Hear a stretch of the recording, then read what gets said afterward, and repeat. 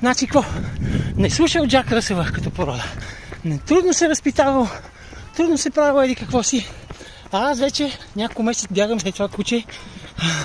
Това е Рори, запознайте се. Много яка. Да, точно. И тя страшно много се кефи. Ето вижте сега. Стой! Спри! Спри! Браво на тебе! Страхотно! Супер! Спира. Когато срещна други кучета, тръгва. Хайде! Браво!